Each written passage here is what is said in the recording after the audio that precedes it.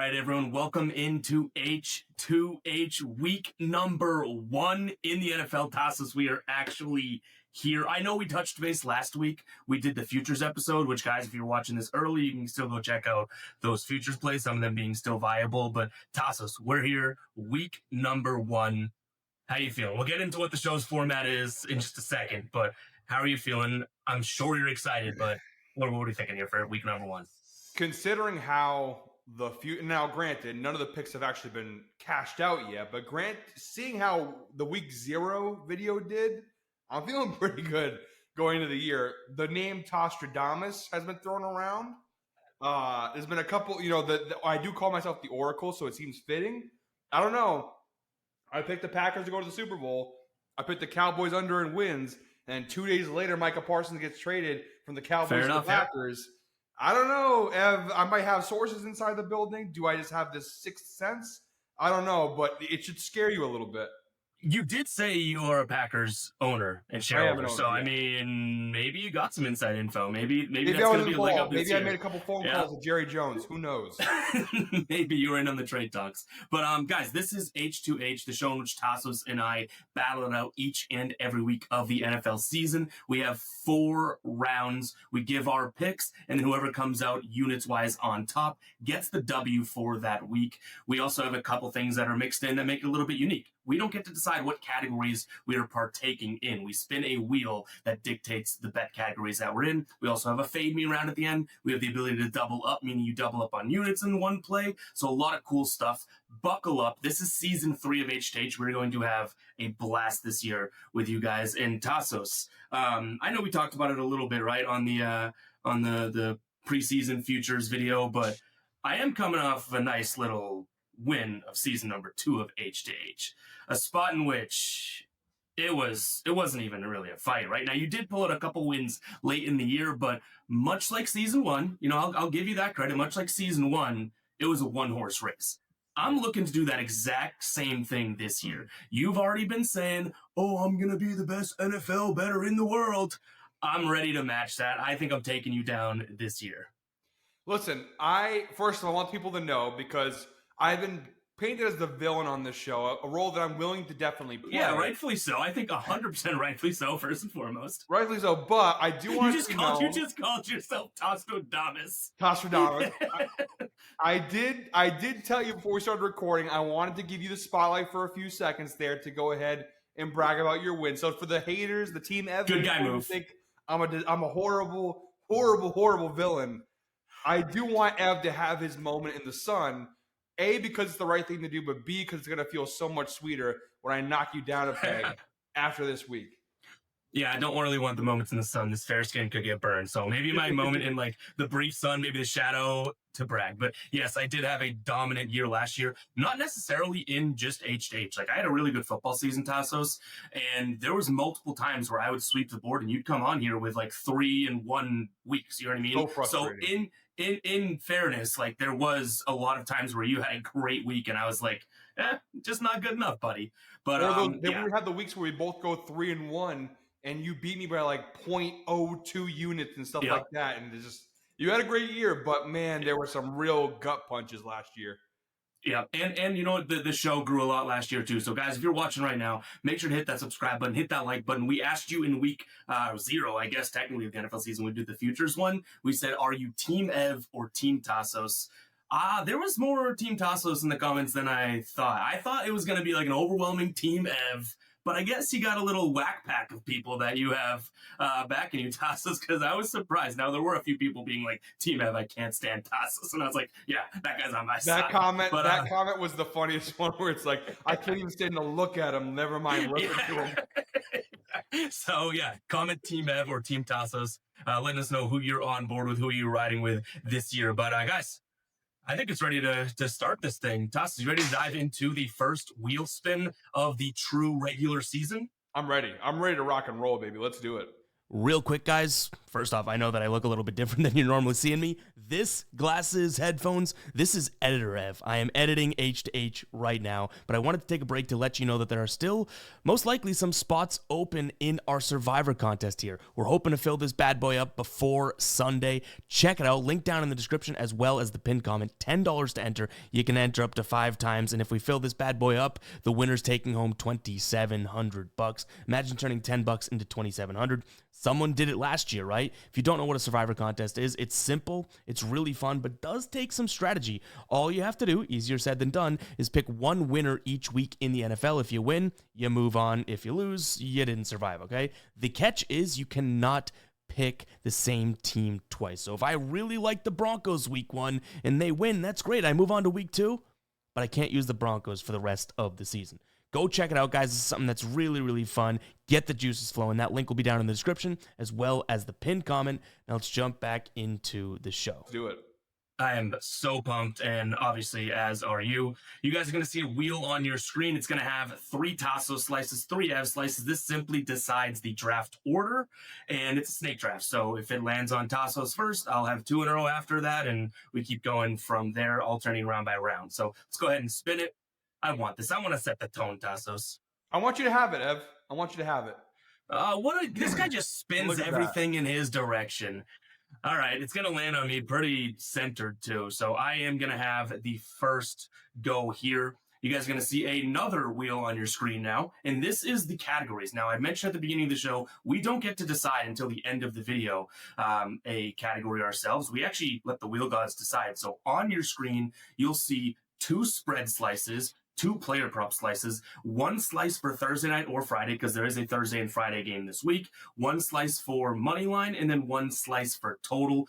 Once we land on one of these slices, it gets removed from the wheel. So that's why there's 2 of a couple of them and that type of thing. But Tasos, anything in particular? I know you're going to say the world's your oyster and all that, but realistically, is there anything that you like in week number 1 more than anything else? I won't use my classic line. I'll be nice. I won't use my classic. I will be honest. I love the board this week in terms of the spreads. I have a lot of spread options. So spread would be preferred, but again, I'll take whatever the board gives me. I'm ready for it. All right, let's go ahead and spin it. All right, let's see here. What do we got? Wow, started off with a plus money play. That's different. All right, I like this, yeah. And by the way, we should probably say this. If you guys in the comments have any wheel ideas or slices like that, let us know down in the comments. We'd be happy to add some more slices in here. And if we do go with one of your, suggestions, we'll give you a shout out for sure. So yeah, let us know down in the comments. We like to mess with this. We added some things, did some different things last week. So Tasos, I'm leading us off with a plus money play, huh? Yeah, this is a play that could fit into a lot of categories, and I think I don't know if it's the good word to use. It's a bad omen to say burn it here, but I am gonna use it early. Again, it could fit into multiple categories, but it is in the first game of the year, the Thursday Night Football game, Dallas taking on the Eagles, and I like George Pickens over 4.5 receptions right now, plus 123 on DK. Simply put, I think that everyone's probably on board with, okay, Dak's going to have to throw a lot and that type of stuff, right? And this Eagles team should be winning, so the Cowboys would be playing pickup or catch up. Obviously, CeeDee Lamb's going to have the attention, and George Pickens, now the new Cowboy, I do think first off, it's going to be important to establish some rhythm with him and Dak if the Cowboys have any offensive chances here. Secondarily, if you look at George Pickens' man versus zone numbers, there's a drastic difference. He is a man killer. This Eagles team plays a ton of man, so I do think that Dak may be able to go to Pickens early and often, and for him to catch 5 balls for plus 123, don't necessarily mind it. I don't hate it. I don't love it either. The couple of downsides. First and foremost, you have the fact that it is the Eagles' defense. Yep. One of the better defenses in the NFL, a very strong secondary. So if it's any defense that can slow Pickens down or take Dak out of the game in terms of his ability to complete passes, it would be the Eagles. That being said, obviously George Pickens, I think he's going to have a very good year. I've been trying to grab him in a lot of my fantasy drafts. I think we have a crazy year because defense is obviously. They have a lot to worry about with CeeDee Lamb. Pickens is going to have a lot more easier looks when the Cowboys play, and they are going to be a pass-heavy team because they still don't have a great running game. My only other negative would just be it's the new team, first game, new team Fair. on the road in Philly. Will he be ready to go week one? But that's again, you could poke some holes into that statement because he's been there for a while. He's been there the whole preseason and all that stuff. So again, I don't hate the play at all. Actually, and for plus money, the value is definitely there. But I think the matchup could be a little bit better in the circumstances. Week one, new team on the road against the best team in the NFL, who has an elite secondary and an elite defense in general. That would be my big concern here. But again, the value probably too hard, too good, honestly, to pass up. You know what, I will, and I think we're playing nice here to start the season. It's a little bit of like compliment sandwich or whatever it is, but I do get what you mean. The one thing I'll say is you could poke a hole and like, oh, it's a new team. You could have just easily be like, well, they're going to try and get him involved to set the tone, right? Sure. Yeah. Secondarily, I don't think you're going to get George Pickens to catch 5 balls at plus money much during this year. I think that's because they're playing the Eagles. So yeah, I totally get what you mean, but you mentioned right at the end, getting the value, getting the number. I think that's kind of the perfect marriage. Is it a really good Eagles defense? Yes. Does Dak Prescott probably, does he struggle some degree against this defense? Yes, but that's why we're getting plus 123. Yeah, like I said, the value itself, I think, is just too good to pass up on. So if you're getting plus money like that, you got to go ahead and take that because I also think to add to your point, he's getting this line because it's the Eagles. He's also getting this line because he hasn't played a game in a Cowboys 100%. yet. I think this line, 4.5, it will no longer be the plus money. I think by week 5, this 4.5 reception line could be like minus 175, minus 150. Like okay. I think he's going to. I like the sound of that for this one at least. Well, listen, their running game. I mean, Javonte Williams is running back 1. He kind of flamed out in Denver. They don't have a great running game. The offensive line's definitely taken a step back in recent years. And I think they're going to be behind because they just traded Micah Parsons. So the defense takes a step back. Yeah. So I do think that they're going to be behind in a lot of these games. And you know what that means? Dak Prescott is going to throw up 40 passes a game. Well, George Pickens is going to get a lot of good looks. So I think he's going to have a great year. But yeah, I mean, for plus money, it's definitely worth the risk. So good first pick, Ev. I'm proud of you. I'm proud of you. I did burn something that, it could fit in the player prop. It could have fit into the Thursday night. But all right, where are you going here? Epic Fantasy is a new DFS app that you need to get on. I have a link down in the description as well as the pinned comment. Use code GuyBoston as well. You'll get a deposit match when signing up. This is going to operate like the Prize Picks of the worlds, right? You pick more or less based on player set projections. You put them into an entry. The more you win, the more you get paid out. The thing is, reason why Epic is great is that they have better payouts and better options in terms of lines than most of the competitors. And the really cool thing, you can even see it in the graphic here, they have a Fatum section, meaning you can go in and see what other users have selected and play the house, play the casino, take the other side of it. It is really, really cool. Say they put in a 3-man entry and you take the other side. Yeah, all they need to do is go 2 for 3 and you'd hit because they didn't get all 3 correct. So go ahead and check it out, guys. Again, using code GuyBoston, you'll get a nice deposit bonus as well when signing up. It's available in 38 states and counting. Check it out. That link will be down below in the description, as well as the pinned comment. You will be hearing plenty of epic fantasy talk, no pun intended there, on the channel this season, including some shorts that we're doing. We're going to be sharing our plays and everything like that. So go ahead and check it out. Again, that link will be down below. I'm not going player prop. I am going with a team pick here. I'm going with the Houston Texans here on the money line, plus 124. They're playing the Rams in LA. Kind of piggybacking on where we were last week in our futures video, talking about my love for the Texans this year. I think they're going to have a massive bounce back season. And I think it starts here in week 1. The Rams are a very weird team because if they're actually healthy and if they meet their full potential, this is a team that should be a Super Bowl contender. However, does anybody have a read on whether or not Matthew Stafford's healthy or not right now? Because I'm hearing a lot of conflicting reports. They've got injuries on the offensive line. They've got some question marks on the offense in general with the new weapon Devontae Adams. Again, at offensive tackle, some real question marks with injuries involved. And their defense, although it honestly surprised me how good their defense was last year, it's not the best defense in the league by any means. So I have a lot of question marks with the Rams here in week 1 versus the Texans. I don't have too many questions. This is one of the best defenses in the NFL, top 5 for sure, at the very least. The offense was a huge question mark last year, but new coordinator, they got Nico Collins back, they add Christian Kirk at wide receiver. They have this running back room, and although they are without Joe Mixon, they do have Nick Chubb. They do have still Damian Pierce. The offensive line's a big concern, but I do think C.J. Stroud in year 3, a lot of the love that he gained in year 1, he lost in year 2. I think he gained some of that love back here in year 3. So I just think in this spot, the one real reason why I like the Texans here is that pass rush, especially if the Rams offensive line, I know their left tackle, I'm pretty sure he's out or he's questionable at the very least for this game at the time of recording. If they have some question marks on the offensive line against this Texans pass rush with Matt Stafford, who's basically made of glass at this point in his career, that could be really, really bad for the Rams. So I like the Texans for plus 124 here on the road to kick off the year. Yeah, it wasn't on my list, I'll say that, but now even as I just kind of like scroll and look at some things that I'd like to look for as you're talking about it, I do think I give it like a stamp of approval, so I can't really poke a hole in it because, again, similar to what we said with Pickens, you're getting the plus money, right?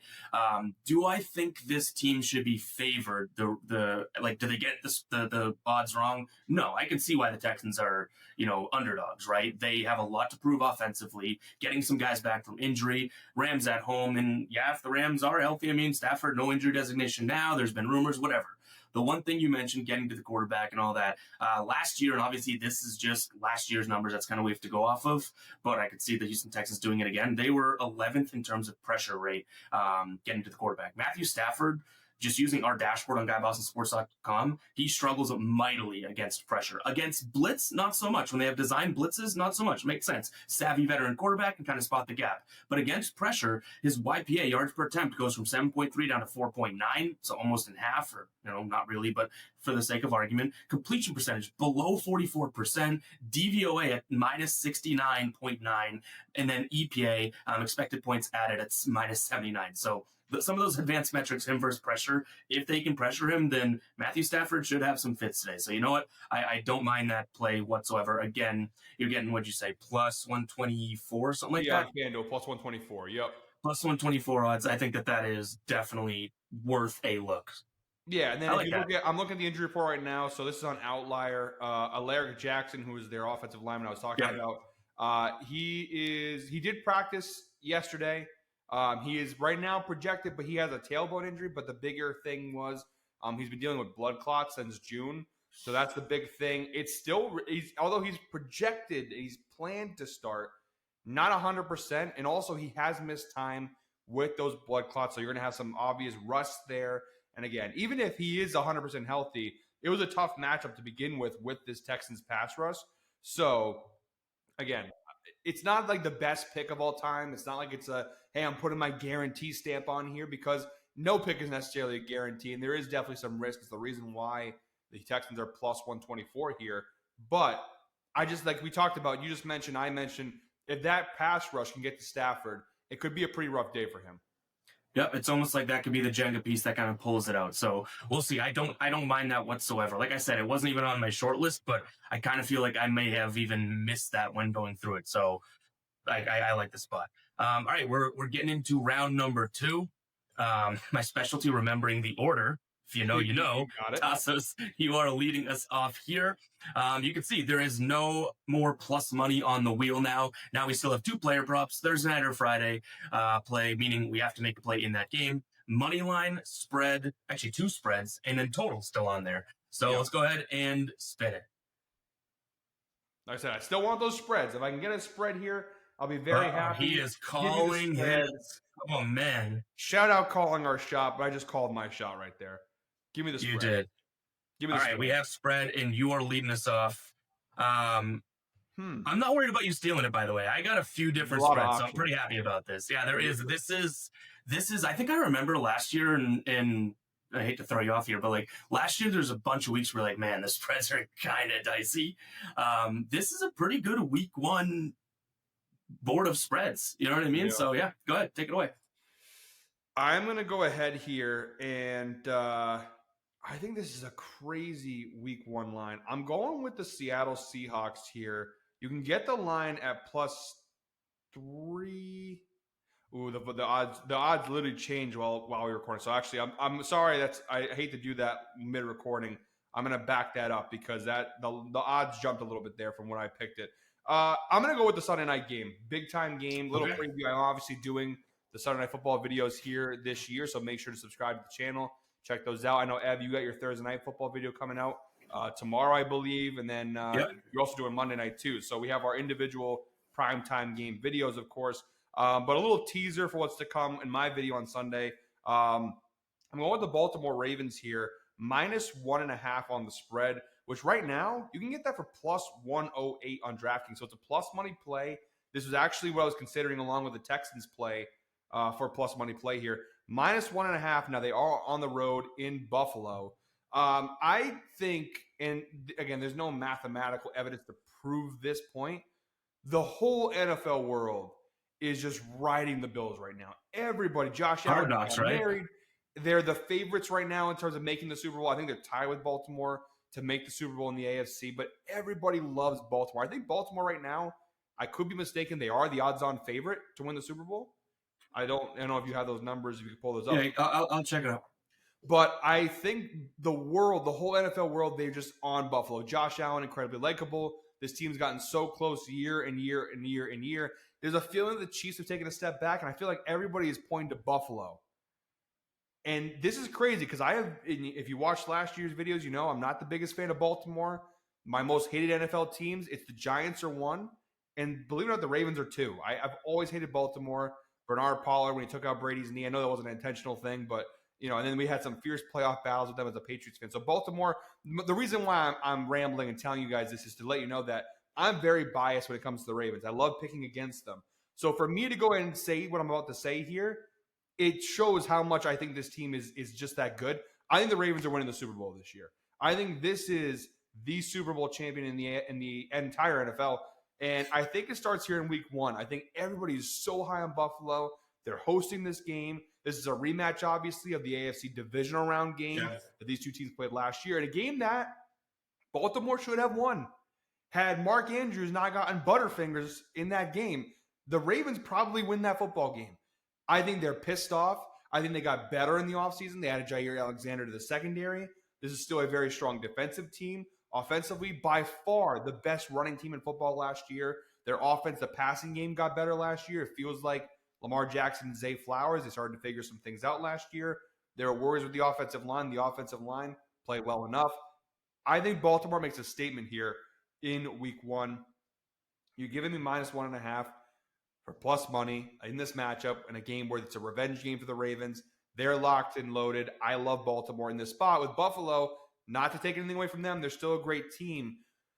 But I have more question marks with them offensively. Like, Keon Coleman needs to take that next step at wide receiver. Their wide receiver room is full of what ifs.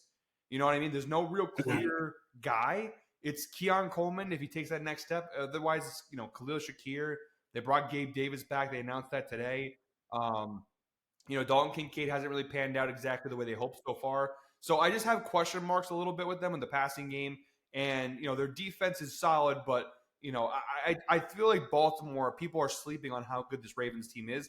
They didn't really lose much from last year, and they improved upon it. They actually added DeAndre Hopkins at wide receiver as well on the offensive side. So, look, I could be completely wrong here, and the Ravens do what they always do, and they blow it in the playoffs. But in terms of right now, week 1, I think people are not giving Baltimore enough credit in this spot. I'm giving the Ravens -1.5 plus 108 over on DraftKings right now, at least at the time of recording.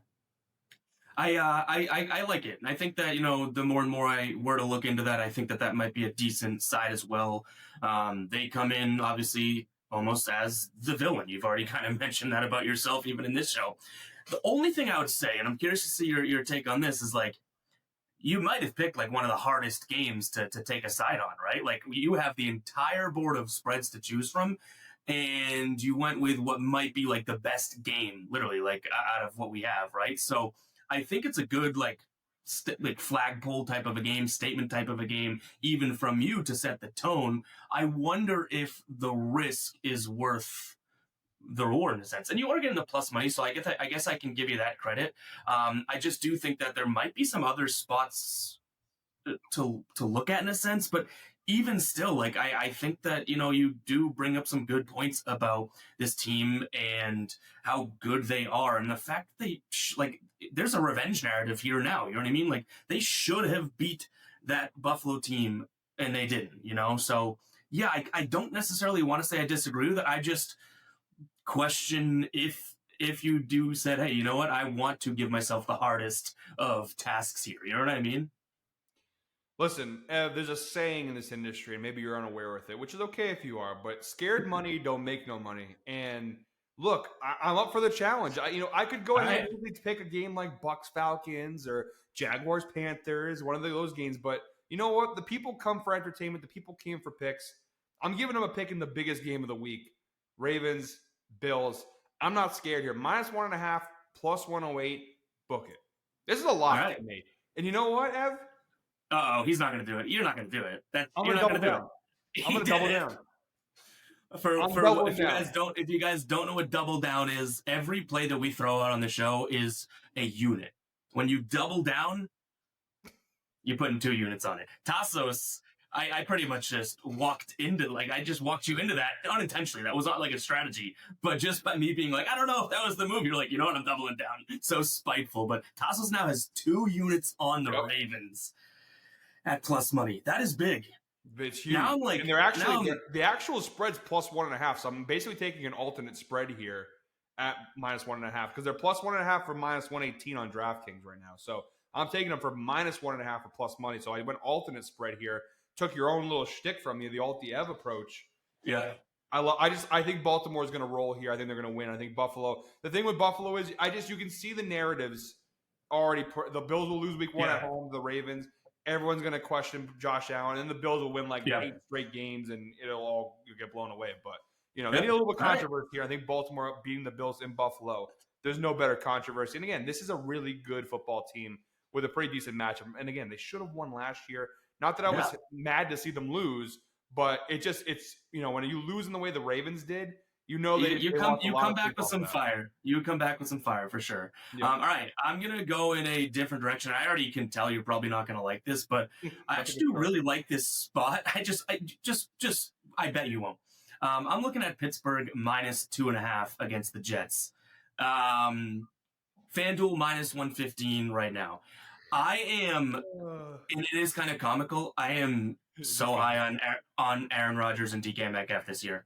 I think that they're going to be an unbelievable match. You obviously have a lot of defensive players too that are phenomenal on the Steelers. So even if they can come out here and play good defense, I don't know if I'm believing in the Justin Fields, Breece Hall. Garrett Wilson, I'll give you, is pretty damn filthy. But I don't think that this Jets team is as improved as most people claim.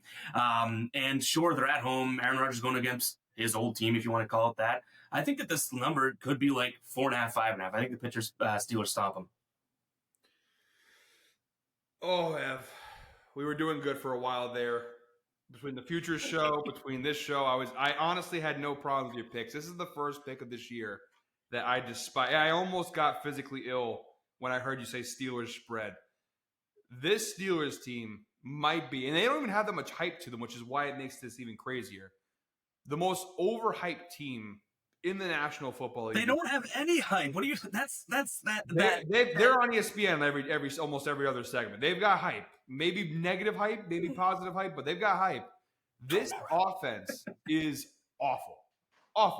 They would have been better off keeping Justin Fields or keeping Russell Wilson. Aaron Rodgers, and the numbers make him look better than he actually was. He was unwatchable with the Jets last year. And he had a better offense last year than he had this year. He had Garrett Wilson, Devontae Adams, Breece Hall, the Jets O-line, which was actually solid last year. They had a better team. And he kind of downgraded here. Now, granted, the Steelers' defense is better. They have better coaching. I'll give them that. But this Steelers team has no running game, no reliable running game. You're betting on rookie Caleb Johnson to save you. You're betting on Jalen Warren to save you. Their offensive line's not bad, but it's not great either. Their wide receiver room is DK Metcalf, which him and Rodgers is the weirdest pairing maybe of all time. They're going to be so good together. What? Yeah. No way, dude. At this point in Rodgers' career, I don't think so. People see, this is the thing now, and I think we've talked about this plenty of times in the show. I'm not like an Aaron Rodgers. I don't really think Aaron Rodgers is all that great, but I do think that what he did, what he did last year, I don't think is indicative of even where his skill level still is. Like, that was a really bad team, really bad situation. I don't think that that's the biggest, I guess, sample size or like biggest example to point to. Like, And he you hasn't been good in know, years. if you were a quarterback, you wouldn't want to be playing on the Jets. That's where quarterbacks go to die, regardless of how he looked there. That is literally what happened. So I'm not going to fault Aaron Rodgers for last year. Obviously, not going to fault him for getting hurt either. He's going to be better at Pittsburgh.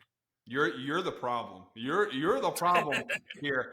I'm the reason he still has a job. Not faulting Aaron Rodgers is the problem here, because like that's the thing. He does deserve a huge amount of, because not just the on the field stuff, the off the field stuff too. The hey, bring all my friends on board. Devontae Adams. Yeah, I that I give you. I kind of just meant like his talent level. I really know what you mean. How he went into New York, kind of caused a shitstorm, and then dipped. But the cracks in the foundation were there that last year in Green Bay. I mean, there was already the warning signs that final season that there was something starting to decay here.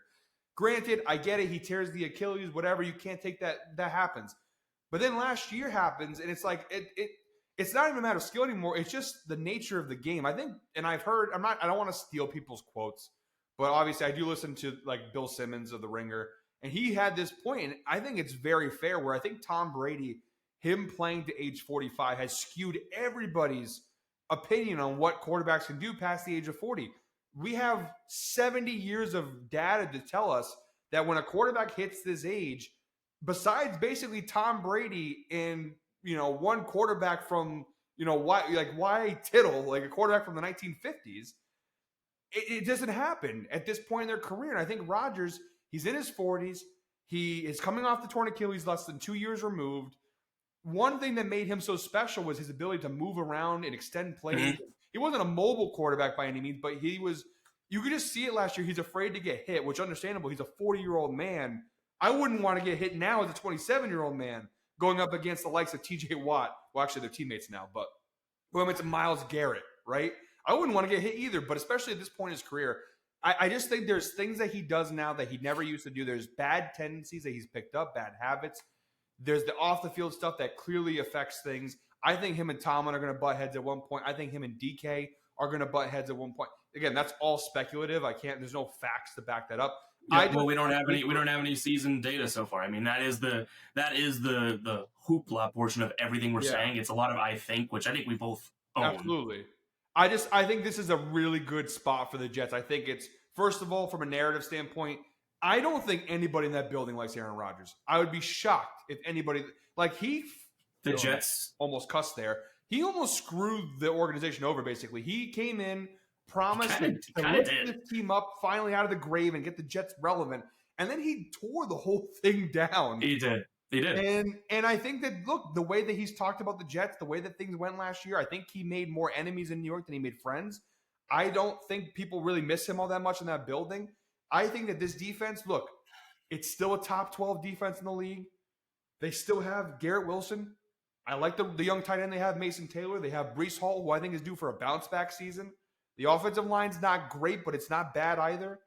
Justin Fields, look, I don't think he's a great quarterback, but the one thing he has done is that when he's been on the field healthy, he kind of finds a way to make plays and win games. Even last year with the Steelers, when they gave him the starts, they were a winning football team, and they benched him for Russell Wilson. I think that, and this is a revenge game for Justin Fields. It's not just the Jets against Rodgers. It's Justin Fields against the Steelers. It's like, hey, you didn't give me a chance. You quit on me when we were, what were they, like 3-0 or 3-1? And then they benched him for Russell Wilson. You quit on me. You gave up on me. You let me go. Now I'm going to show you what you lost out on. And like I said, the Jets angle with Rodgers. And I think the Jets genuinely are a better team than people give credit for. They're limited, absolutely, and they're handcuffed in some regards. But I do think they are a good enough challenger where they're going to keep this game tight, keep this game close, and maybe, just maybe, pull off the upset. Yeah, I mean, I guess we're just, and again, like, it's all speculative. I get it. Yeah, and I can't, that's what I was going to say. I can't really deny what you're saying. I just really do think that Aaron Rodgers has a little bit more in the tank. And I think that this Jets team, you talked about hype and whatnot. I think people are kind of a little too high on a team that you can still say the Jets are going to jet. You know what I mean? Like this is a team that you need Justin Fields to be better. You need Breece Hall to bounce back. Garrett Wilson, I think, can be great. Like Garrett Wilson, I think people, I mean, even though people know how good he is, I don't think people know how good he is. Like that guy he's really good. So I have nothing to say against him, but you're returning a decent amount of the same guys. I just don't really see how this team's going to be all that much better. But I think we did spend enough time on that. Let's move on, all right? All right, we're jumping into wheel spin number 3, so round number 3 here, and that was the first one we kind of had some disagreements on there. Yeah. I mean, you picked hard, me double down. I will say this, Tasos.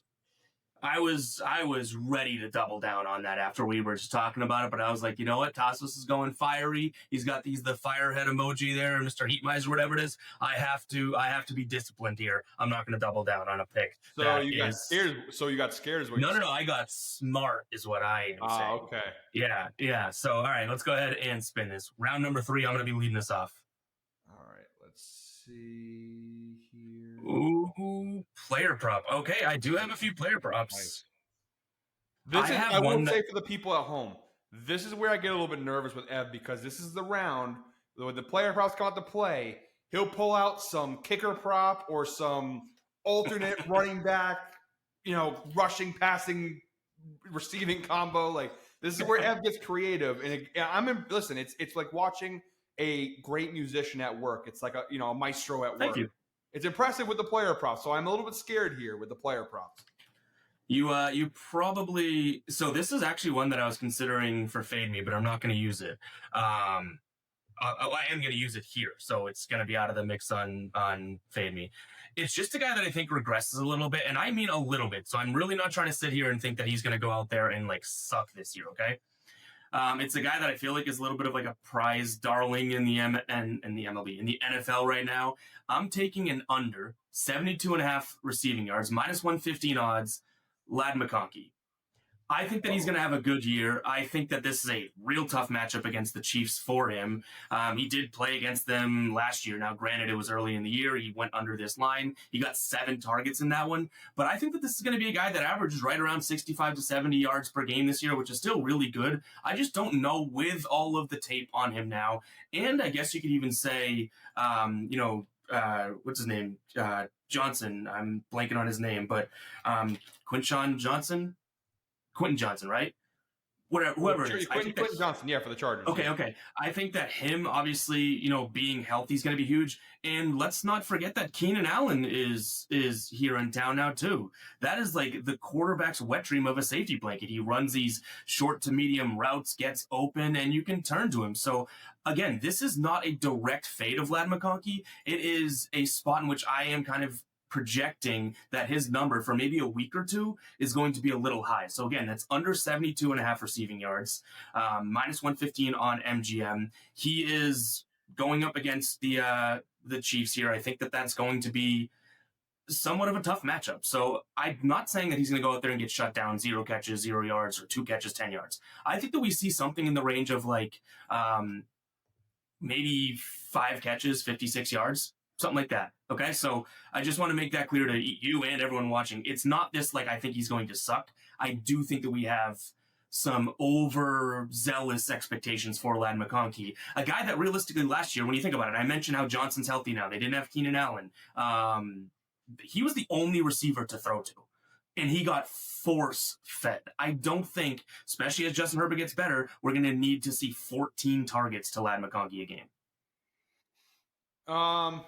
I agree with I don't hate the pick, I should say. I don't know if I necessarily fully agree with it, but I don't mind the pick. The reasoning you just gave, I don't completely agree with. I do understand, like, they add Keenan Allen, but he's still far and away the best option the Chargers have in the passing game. They don't really have a pass-catching tight end. Keenan Allen's great to have back, but he's also, his best years are far behind him. He was solid last year with the Bears, but you did start to see that decline a little bit. I think he'll be very solid back in the Chargers. It's a system he's familiar with, for sure, or at least a quarterback he's familiar with. But past him, it gets really, really dark. Trey Harris, Quentin Johnston. It's just not a great receiver room. And I do think Kansas City is a team that's going to force them to throw the football. Ladd McConkey is a phenomenal receiver. He should have been a New England Patriot. Just another misfire at the end of well, I guess the start of the Gerard Mayo tenure, but Mhm. I think Ladd McConkey is truly a special wide receiver. Now, is the 14 targets thing going to happen? To an extent, I agree with you with that. With Keenan Allen back, I don't know if you'll see 14 targets a game, but we're talking about maybe going from 14 targets to like 10 targets, 11. He's still going to be the most highly targeted receiver in this offense. I think the reason why I like your pick more than maybe the point that you gave is the fact that it's week one. These teams don't have a preseason anymore. I know there is a preseason, but these guys don't actually participate in it. So week 1 and 2 for all of these NFL teams is essentially the preseason. It's them getting all the rust off, figuring out how their offense works, all these things. You add that with the matchup with a tough Chiefs team, obviously looking to prove something after that Super Bowl loss, and then parlay that with the fact that I think this is the game that's in Brazil, is it not? I think this is in This is the Friday game. Yeah, I think they're playing in Brazil. That field last year, when it was the Eagles and the Packers, was abysmal. Now, I would hope that the field would be better conditions this year. But you've got an international game now. You're on a neutral field. All these different factors. I think these earlier games are going to be low scoring anyways. So I think going under on his yards, probably not a bad idea. But I think he'll still get production. I think it's going to be very close. I think you're probably going to end up sweating this one out a little bit. But I think, like you said, I think like 5 catches for 56 yards, that's a pretty reasonable stat line in this spot like this for Ladd McConkey. Even, what was the line exactly with the exact number you had it at? 72.5 minus 115. I mean, 6 catches for 68 yards is also like, that's, that could happen. And that's a really good game. Yeah, exactly. So that's more the reason why I like your pick. Again, the whole hierarchy of the target share, I don't know how much that will play into it. More so the circumstance, the matchup, where they're playing. I think this will be a lower scoring, lower offensive game. I think this is going to be more of a defensive battle, more of a slugfest. Okay. Could be wrong, of course, but I think the under's not a bad play here. Yeah, one thing to mention, too, just pulling it up on our Guy Boston dashboard that you guys can find at GuyBostonSports.com. A lot of pressure, as we know, from the Chiefs, right? That just kind of comes with the territory.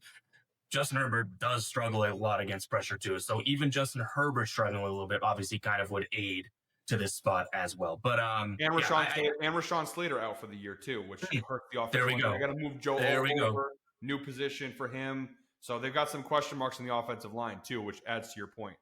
Yep, there we go. So again, I'm not totally fading him, but I do. Yeah, thanks. I do think my kind of summarize there is that I think we have a couple weeks of high lines from him because of what he did last year. If he goes out there and crushes in week 1, this line will stay high, and then I'm just wrong about the take there. You know what I mean? So I think this is somewhat of a risk. We're doing a little bit of gambling here, obviously, but I'm just kind of projecting him to not do what he did at the end of last year. Still be a really good receiver.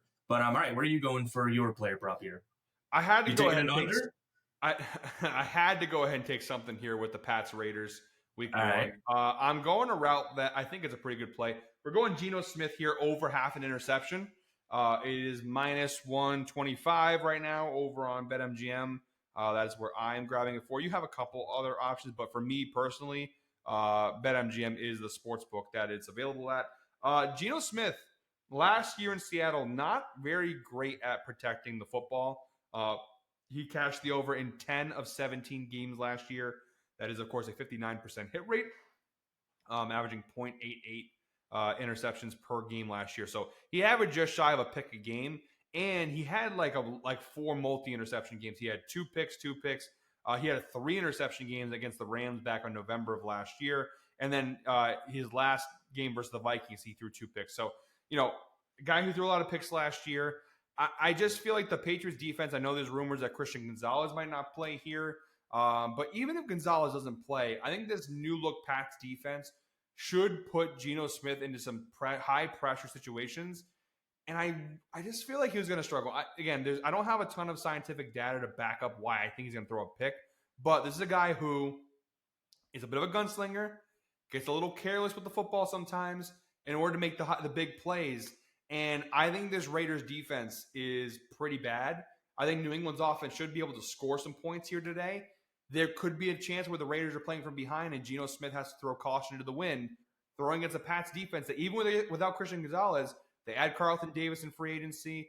They do have some nice pieces in the secondary. They're going to have some more pressure up front. That Raiders offensive line is average at best. So I think Geno to throw a pick here. I think they're going to be very much pass heavy because I do think the Pats' run defense will slow the rookie Genti down and force Geno to throw the football. I think we could see some mistakes made there. So is it the best play of all time from a scientific standpoint? No, I wish I had more numbers to throw your way. But this is a guy who did throw picks at a steady rate last year against a defense that should be much better here in New England. And it is on the road in New England as well. So you're in tough territory. I think Josh Stadium will be fired up on Sunday. I think Pats fans are genuinely very excited about this team. So, and if Christian Gonzalez plays, all the better. Yeah, I mean, also one thing to add in there, it looks like it's going to be rainy and windy in Gillette. I mean, that kind of is a recipe. Yeah, maybe he doesn't get the same amount of attempts, but Geno Smith, I guess you could say, oh, he played in Seattle, he's used to it, whatever, sure. But I do think that rain does nothing but helps a quarterback throw interceptions. You know what I mean? So, yeah, I don't really have anything negative to say about this. I'm pretty big on this Patriots defense and Vrabel being a defensive guy. I am curious to see what their man versus zone splits will be, what their defense and pressure, because obviously new scheme here. One thing that I'll say is that if we're going to see a lot of man out of the Patriots, which I almost expect them to, it should be good. Geno Smith struggles against man. He also really, really struggles against pressure and getting to the quarterback. Can't sit here and say that that's the best Raiders offensive line in the world. I mean, I'm not going to sit here and say that they're terrible either, but if they get to Geno in a rainy condition on the road, throwing to receivers that are kind of meh in a sense as well, yeah, I don't really hate the spot. And you got, minus 125 for it? I think that's a fair enough number. And the Raiders, people keep talking about their weapons and Brock Bowers is great, and Jacoby Myers, if he suits up, should be fine. But their weapons past Jacoby Myers is pretty dire. I mean, you've got a couple of rookies and Dante Thornton Jr. and Jack Betch, and you've got Trey Tucker, I think, is still there. I mean, you don't really have much after Jacoby Myers. So pretty weak wide receiver room. Their offensive, I think PFF graded their offensive line coming into the year as 18th in the league, if I read that correctly. Apologies if I'm off by a number or two. But so this is, they're not a bad offensive line, but they're not a good one either. They're average. Like I said, they're average at best. And I think the Pats pass rush should be significantly better. Vrabel, obviously, new scheme, like you said. Milton Williams up top, Christian Barmore back, Harold Landry, Keon White in a new system. Keon White seems fired up to be here again. So they've got a pretty good front seven. They've got some pass rush to them. I think Geno Smith, again, I think one interception here, something that he did 59% of the time last year. He averaged, again, just shy of an interception a game last year. I don't think it's too crazy to say he'll throw one pick in this one. Yep, fair enough. Quick one there, because I think that we agree on it. I can't really fight back on it. Tasos, does that bring us to the week one Fade Me round?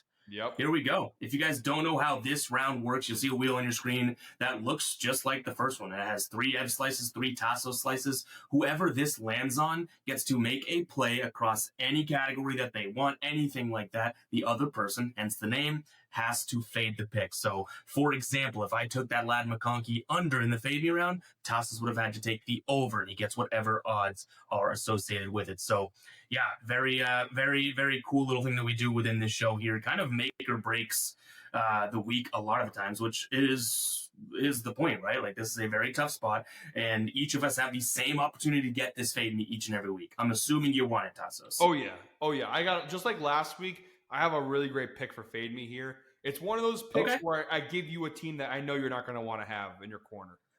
Okay. All right. Let's go ahead and spin this thing. But I don't know. I got in the futures video. I don't know if the gods will be that gracious again. Keep going. Yeah, they're going to be nice to me. Yep. They're going to be nice to me. You know what? We can't win every battle here. I have a spot that I really do like. It's a total. Let me make sure I get the right odds here. So as I load this Steelers play, I'll be happy with it. Yeah, you know what? I could see you somehow being happy with this some way, shape, or form. I want to make sure I got the right. Okay, yeah. So this is essentially a pick'em. I'm taking the over in this spot, which is minus 102 on FanDuel right now. You get the under at minus 110. So pretty much a pick'em, a little bit risky for the Fade Me. If you guys don't know, there is some strategy to the Fade Me. You could take a massive favor, trying to secure a win, and again, Tasos would have 1 unit on a loss if I took a minus 600 fade play. This is just a total, a normal line. It's an over, and I'm looking at the Bucks and Falcons over 47.5. I think that those are 2 good offenses. Don't absolutely love the defenses. I think the Falcons, I kind of talked about it in the futures video, right? I kind of like the Falcons' offense this year. I think Baker's going to go out there and put up a decent number. And instead of going super juicy, I kind of want to get a little risky with Fabie. So, yeah, you got the under at minus 110, 47.5. Damn you. You don't like you like the over in that one? Yeah, I do. Yeah. I mean, it's NFC South. It's the Bucs defense, although I do think they're going to be better. We talked about that last week. I don't think they're a great defense. Atlanta's defense, not all that great. Neither of these teams have like really great pass rushes by any means. And both, the Bucs offense, obviously, I have some question marks with them. I think Tristan Wirfs probably going to miss game 1 here. Godwin obviously battling back injury. But they still have Mike Evans. They still have the rookie Emeka Ibuka, who I really like. They got Bucky Irving. The Bucs are going to be firing all cylinders, even without some of their guys. Atlanta's a big wild card for me, but they have weapons though. I mean, they've got pieces. I mean, you sounded last week like you're still a Kyle Pitts guy, but between Bijan Robinson, the big wild card here, and I guess where you really have to believe in him Penix. Is Penix, Yeah. Yep. Because you obviously have Drake London, who's only getting better. Even honestly, not that I'm like totally on like all in on these guys, but Mooney, Ray McLeod, these guys actually started they're only getting better in a sense. I will say too, the last 2 times they've played, so both times last year, 36-30 and 31-26. I expect something like that. I was thinking about. They're not good. I was thinking about going Alti Ev to hit the over, but it didn't make a difference. 44.5 was going to be that number. I saved myself a field goal. I'd be paying minus 154. You'd get plus 130. I didn't think that juxtaposition was too great. So I'm just going with that 47.5. Go give me a 28-20 game at bare minimum. Now, I will say this. Let me ask you this question. Would you have been more afraid if I just went with whatever that number correlated to be would be Tampa Bay's team total? You think that's more of you trim the fat? I think you made the right play. I think the over on the total on the team, because I do think Atlanta offensively, the thing with Atlanta that's weird, last year their offense wasn't that good, but yet they still were able to score a decent amount of points in some of these games. Even when they played the Bucs, like you said, they were higher scoring affairs, despite the fact that they had Kirk Cousins, which was really really much a very high roller coaster where started off strong, crashed down, and then Penix, it was too small of a sample size to tell.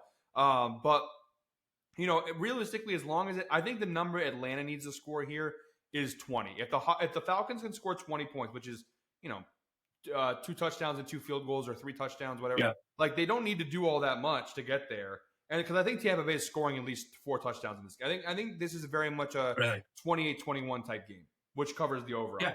Kind of where I have it. That's honestly just a year ago, right?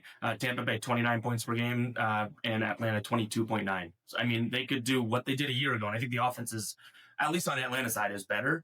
They could do what they did a year ago, and we look at this now. One thing that you said a little earlier is in the back of my brain.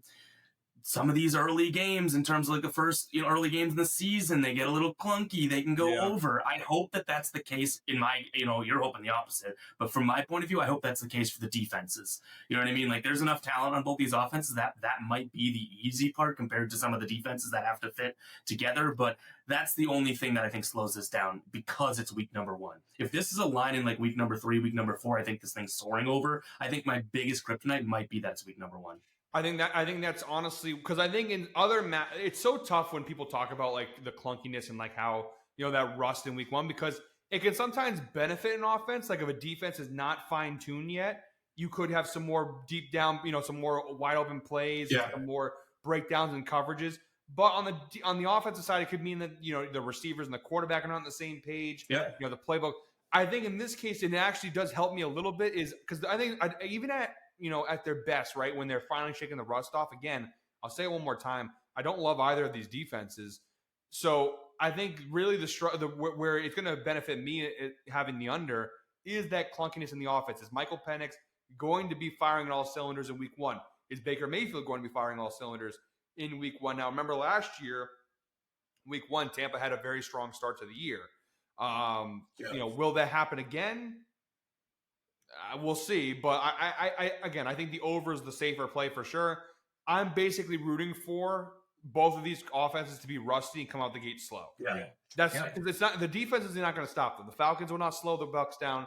the Bucs won't slow the Falcons down. The only way the under hits here is if Baker comes out, him and Emeka Egbuka or him and Mike Evans, they're not on the same page, which, or they, obviously they lose Liam Cohen.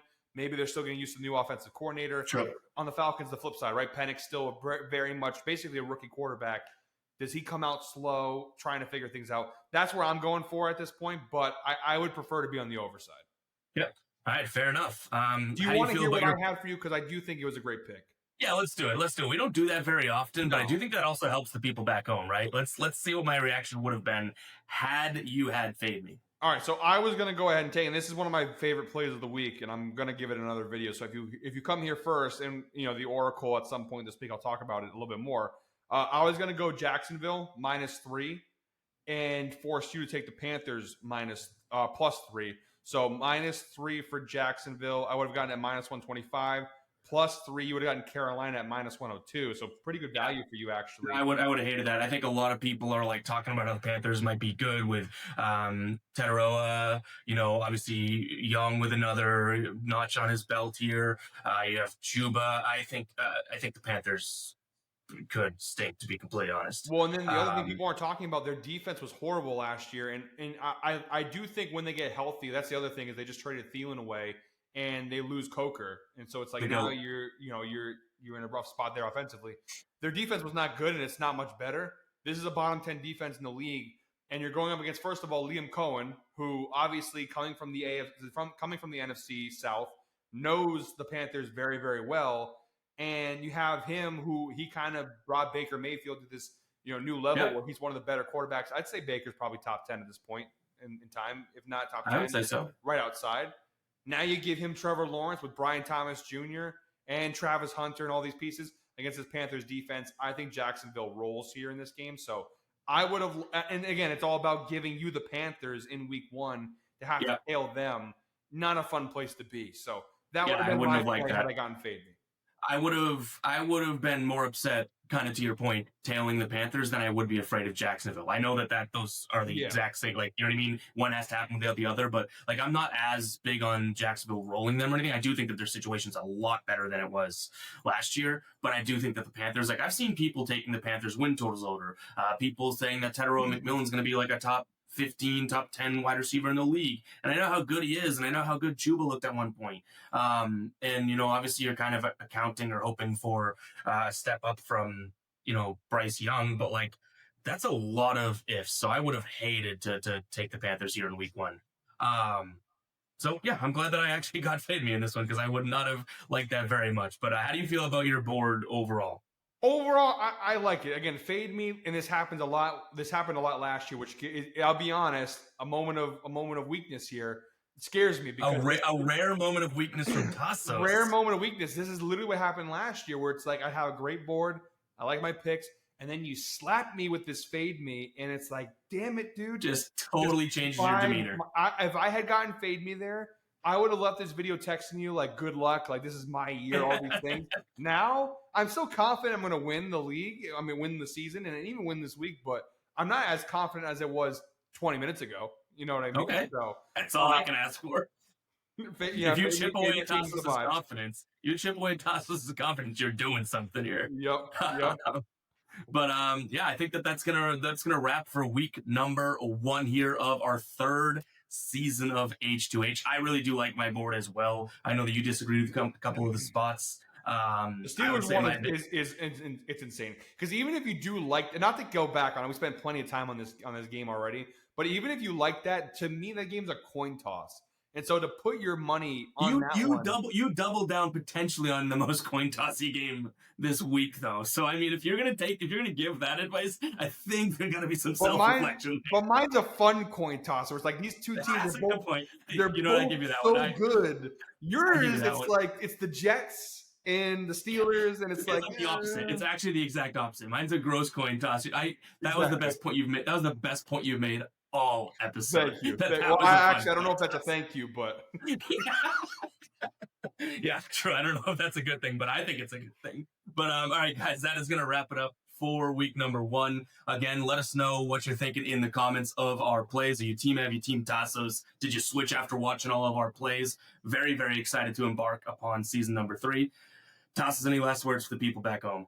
Make sure, guys, if you haven't already, subscribe to the channel. We have so much great football content coming out. Obviously, this is kind of the first week. Like last week, we kind of had our soft launch. If you haven't watched any of our videos from last week, we have the H2H future video. I did the Oracle. We did like a huge 2-part special. We did the win total for the AFC and the NFC for those games. But this week, I mean, this is not just for this week, the entire year. I mean, like we mentioned in the earlier video, right? We have all the primetime games, Thursday Night Football, Sunday Night Football, Monday Night Football. Okay. We've got the Oracle. I'm going to be doing NFL player prop show this year. Ev's got his pick videos. Trey's got his pick videos. We're going to be experimenting at some point this year with some live video stuff. So we've got a lot of great stuff coming out. So much. Yep. And that's not even including college football. So if you haven't subscribed, hit the subscribe button down below because we're going to have so much great stuff. And like I say in all my videos, the best part about us is all of our picks are 100% free. Everything we do here in terms of what we're giving you guys is free picks. So you're missing out if you're not subscribed because like I said, you're just missing out on free entertainment, free knowledge, and free picks. Yep. 100%. Couldn't have said it better myself. Definitely hit that subscribe button, and we'll catch you guys in the next one, all right?